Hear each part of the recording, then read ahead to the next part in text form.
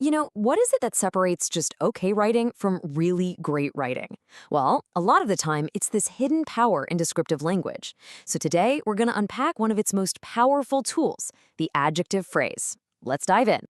Okay, so look at this sentence. The car drove down the street. It's fine, right? It gets the job done. It tells you what happened, but you don't really see it, do you? It's just flat. There's no life to it. But what if we did this? The beautifully restored emerald green four-wheeled car drove down the street. Whoa! All of a sudden, you've got a story. You can actually picture this car. You see the color, you know its condition, you've got details. That right there, that's the magic of that adjective phrase. It takes the black and white skeleton of a sentence and just floods it with color and life. So how does that happen? How do we get that transformation? Well, it's not just about, throwing a bunch of extra words at a sentence. There's actually a structure behind it.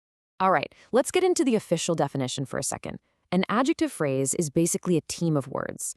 And on that team, there's a captain, what we call the head. And that's always an adjective. Every other word in that little group, it's just there to support the captain, to add more and more detail about whatever noun you're describing. But before we can even build one of these phrases, we've got to look at our building blocks. And it turns out not all adjectives are the same. They actually come in a few different flavors. First up, you've got your simple adjectives. These are the easy ones, just one word: big, nice, hard. Then there are derived adjectives. These are built by tacking on an ending, like full or "ive," to another word. That's how we get words like hopeful or creative. And finally, we have compound adjectives, where a few words get joined together to create one single idea. Now, these compound adjectives, this is where language starts to get really fun and creative. You can literally stitch together different kinds of words, nouns, adverbs, you name it, to invent the absolute perfect description. Think about well-balanced or four-wheel. And check this out. This shows just how far you can push it. You can take an entire phrase, sweep it under the rug, slap some hyphens on it, and boom, it's now a single, really powerful adjective. I mean, that's not just a description anymore. That's an entire concept, all packed into one little descriptive unit.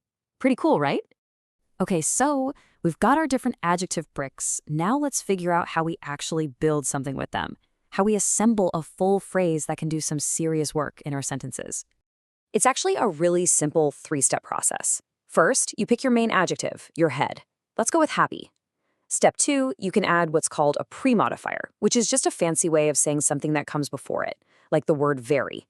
So now we have very happy. And then for the final step, you can add a post-modifier, something that comes after it to add even more detail. And just like that, you've built a full phrase, very happy to see you. So these pre-modifiers are kind of like the hype man for your adjective. They can be intensifiers like extremely or very, words that just turn the volume way up. Or they can be other nouns or adjectives that add a really specific shade of meaning, like emerald green or dark brown. Post modifiers, on the other hand, they come in after and add all the important context. They're the things that answer questions like why or about what. So you're not just curious anymore, you are curious about their goings-on. You're not just happy, you're happy to hear of your success. See? They add those crucial details that make the meaning complete. All right, so we know what adjectives are, and we know how to build phrases with them. But now we get to what I think is the most interesting part. Where you actually put that phrase in a sentence can change absolutely everything. So, let me just ask you straight up. Does it really matter? Does it make a difference if you put the description before the noun or after it? You might think, it's just a style choice. But believe me, it is so much more than that. Okay, this is where it gets really fascinating. Look at this. If I say the responsible person, I'm describing someone's general character, right? They're a reliable person. But if I say the person responsible, I'm pointing a finger. I'm talking about the one individual who caused this specific problem. It's the same thing with a concerned parent. That's a parent who worries in general. But the parent concerned is the specific parent affected by this one situation. Same exact words, different order, completely different meaning. That's wild. And the thing is, we use this placement, putting the adjective after the noun, all the time, probably without even noticing it. We do it in official titles like the president-elect. We do it with words like something or anything, like something useful. And we use it to specify which one we mean, like the best room available. It's this subtle but super powerful feature of everyday English. So, We've gone through the different types, the structure, and now the placement. What does this all add up to? Well, it adds up to a new tool for your communication toolkit, or maybe even a superpower. Look, this isn't just about learning grammar for the sake of it. When you really get how these phrases are built and, crucially, where they go, it gives you this precise, almost surgical control over your message. It's the difference between just saying something and saying exactly what you mean to say. At the end of the day, grammar isn't some dusty old set of rules meant to hold you back.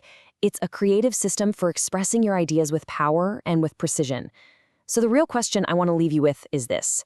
Now that you know how it works, how are you going to use it to make your own language just a little more powerful?